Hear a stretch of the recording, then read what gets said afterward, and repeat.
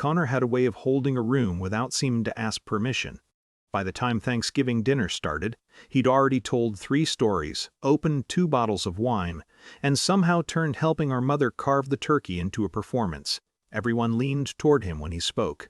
Even people who rolled their eyes still listened.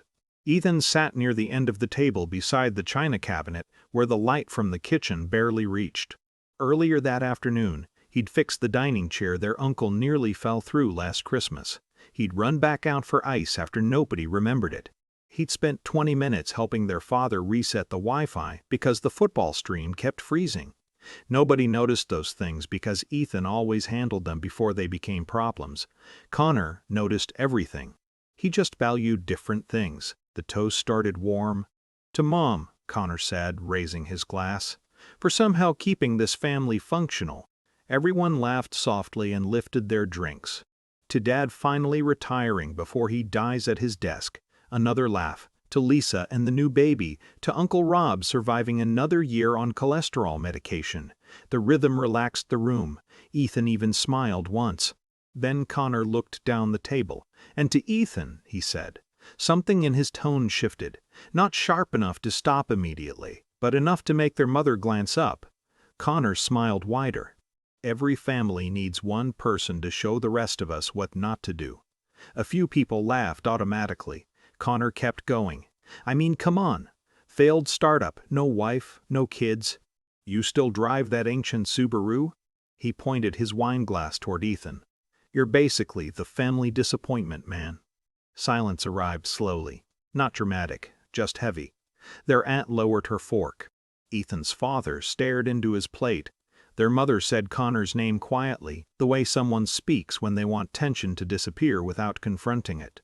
Connor chuckled, still expecting the room to come back to him. Ethan didn't.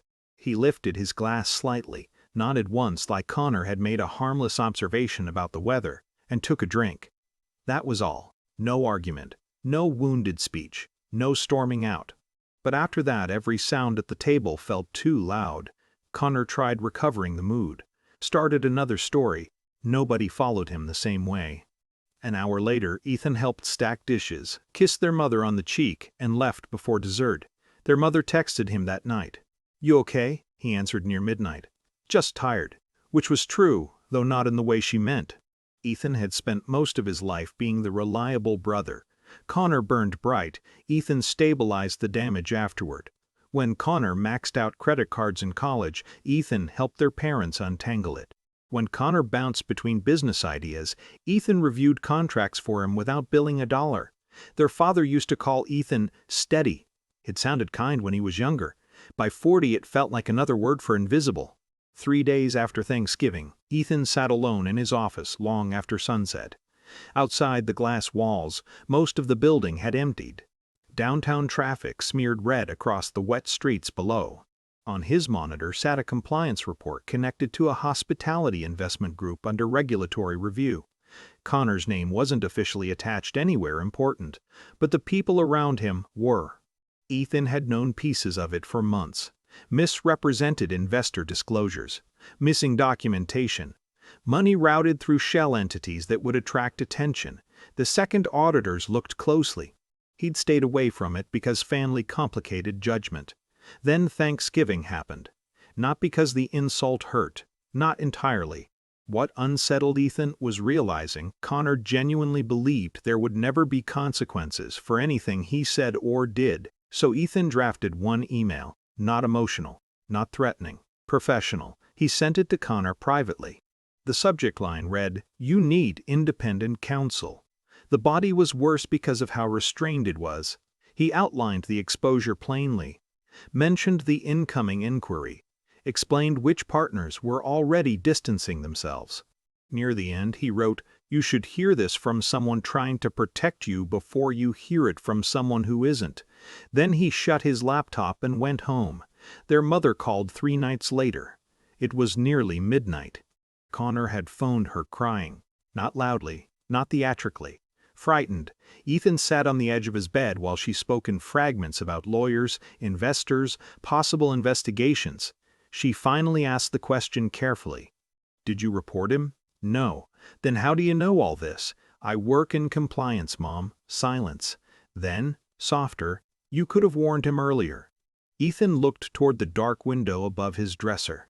I've been warning him for 15 years. She didn't answer. Connor called the next evening, no greeting. You knew? Ethan leaned against his kitchen counter. Enough to know you were exposed. Jesus Christ. For a moment, Connor sounded younger. Not charming, not impressive, just tired. Then came the part Ethan expected. Why didn't you say something sooner? Ethan almost laughed. Instead, he said, would you have listened? Nothing came back. In the silence, Ethan could hear Connor breathing. Finally, Connor muttered, I thought you didn't understand pressure. Ethan closed his eyes briefly. All those years. All that certainty. Connor had mistaken quietness for incapacity. No, Ethan said calmly. You just never paid attention. Christmas felt different, though nobody mentioned Thanksgiving directly. Connor arrived early this time. He helped carry food into the dining room, cleared plates after dinner without turning it into comedy. Once or twice, Ethan caught him watching him across the room with an expression that looked almost unfamiliar. Not admiration. Recognition, maybe. Near the end of the night, Ethan stood alone at the sink rinsing wine glasses while conversation drifted softly from the living room. Their mother walked past, touched his shoulder gently, then kept going. No apology. No speech. Just the quiet acknowledgement that something in the family had shifted, and everyone had felt it happen.